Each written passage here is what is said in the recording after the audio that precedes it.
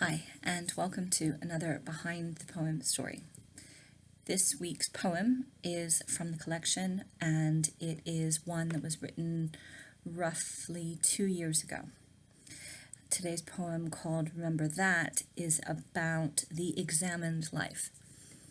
Socrates said an unexamined life is not worth living, or it's supposedly attributed to Socrates in his trial for his life, and the concept of someone speaking and saying an idiom that survives from Greek antiquity in that long time, of the concept of the unexamined life is not worth living, really kind of speaks to this concept of how we need to make sure that we have an examined life, that we think about what we do, that we think about what we say, that we think about how our life and the moments within it kind of interact with others.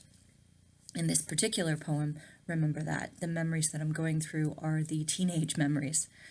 It was written 2 years ago, but it was written after I'd gone on a trip home. And when I go home for Christmas and New Year's, I try to meet up with old friends. After a long time of only managing to meet up with 1 or 2 people in the 2 weeks that I usually get when I go home, I had a circumstance where it's like, this is ridiculous. Why didn't I just use our new technology, our messaging technology, to get everybody together? And so I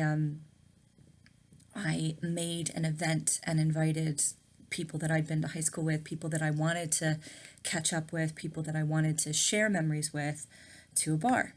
And I've done this twice since, and I have every intention of doing it again, because there was something about going through old memories, rehashing old times.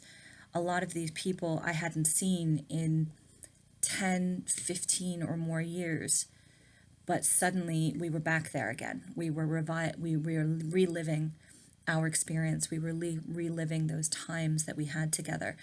And not all of them were bad. In going through teenage memories, some of those teenage memories that you have, some that I have, some that everybody you know has, some of them will be universal, and some of them will be specific to the particular group of friends or the particular geographic area. Some will be both universal and specific. So, it's worth getting lost in those memories, because frequently, almost all the time, we get lost in what's happening now. We get lost in the present, or we get lost in the future, worrying about the future. What's going to happen next? What am I going to do next? Where am I going to go? What's my job going to be? We get lost in the present a lot. We get lost in the future a lot. But sometimes we forget to get lost in the past. And it's not that we need to stay there. It's not that we need to always be lost in the past. But we also need to remember that we are not only more than a sum of our parts. We are a sum of our parts. Everything that we've done or said or been through defines who we are, and our identity defines us for where we've been, and how we both act when we're out and react to things. That whole, physics, to every action there is a equal but opposite reaction. Everything we've been through, all of our memories from our past, all of things we're going on in our present, all the things we will do in the future, make up that which we are. And there was one of these times when I met up with my high school friends where somebody came that not only had I not seen in like 10, 15 years, he hadn't seen anybody in years, because he was off in the Navy. And, there were 10, 15 of us, and new people as well, people that I'd met from the area through family. And we closed the bar. Like, we spent so much time enjoying each other's company and catching up and with what was happening now, and catching up with what used to be, that we closed the bar, but 4 of us were still left and didn't want the night to end. So we all piled into somebody's car and we went to Warminster West. Warminster West is a local 24-hour American diner, like properly exactly what you picture from the TV of a suburban American diner. That's what it is. So, we would always go there after high school events, concerts, things like that. And I have very wonderful memories of going to that place. And so we went till 3 a.m. because, it is worth remembering.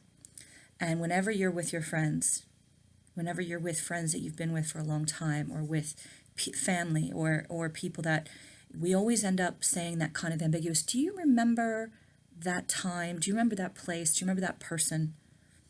And then sometimes we forget just how much fun remembering that is. So that's the story behind Remember That.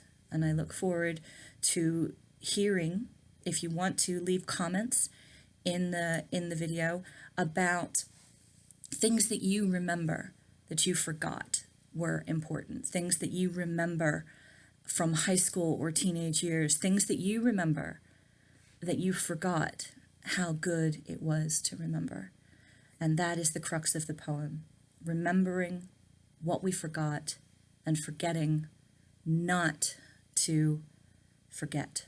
Forgetting not to forget, trying to do that kind of examined life that Socrates was talking about, thinking about who we are and why we are, so that we can be our best selves.